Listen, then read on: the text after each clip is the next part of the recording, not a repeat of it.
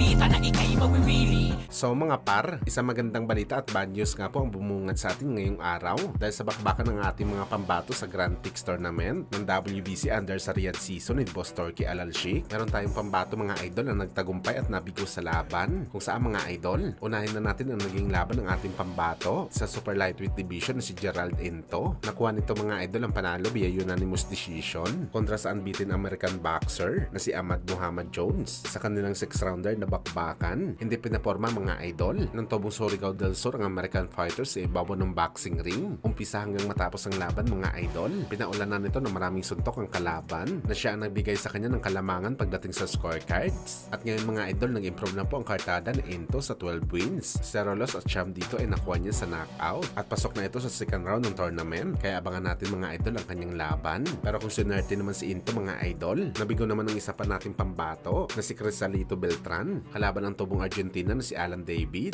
via unanimous decision. Maganda naman ang pinakita ng Pinoy mga idol sa bakbakan nila. Nayanig din talaga nito ang kalaban, pero masyadong makamay talaga mga idol itong si David. Halos 1:2 mga idol ang ratio sa palitan ng suntok, kaya nabasag na po ang unbeaten record ng Pinoy at lumagapak na ang kartada nito sa 8 wins, 6 knockouts at meron na itong isang talo sa bakbakan.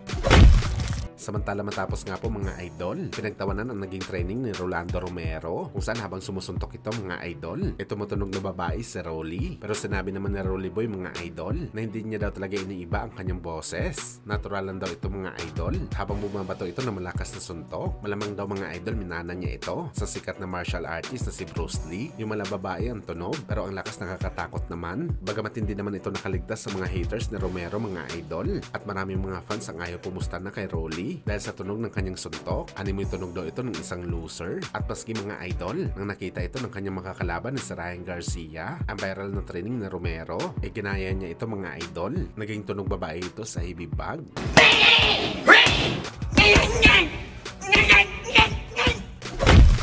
Sa kabilang banda naman mga idol, dating light heavyweight champion Sergey Kovalev panalo sa kanyang naging laban kontra kay Arthur Man. Ibang klase talaga mga idol itong si Kovalev, 42 anyos na pero may asim pa rin sa bakbakan. Kaya pa talaga nito mangwasak ng mga batang fighters sa ibabaw ng lona, kung saan sa naging tema ng bakbakan nila mga idol. Sa first quarter ng bakbakan kumamada ang batang fighter, pero pinakita ng Russian fighter mga idol ang kanyang malawak na experience sa bakbakan. Talagang intensyon nito na pagurin ng batang fighter sa kakasuntok sa kanya. Kaya pagdating sa round 7 mga idol, nung nakabuka ka na ang bibig ni Arthur Man, dito na siya tinira ni Kovalev. Malulutong ng mga kanan ang pinakawalan ni Kovalev, bagsak itong batang fighter, at dito na rin sumuko ang corner ni Man. Kaya panalo po si Kovalev mga idol via round 7 stoppage. Sa mga hindi po nakakaalam mga idol kay Sergey Kovalev, siya po ang fighter na nagpahirap dati kay Canelo Alvarez at sa unbeaten legend ng si Andre Ward.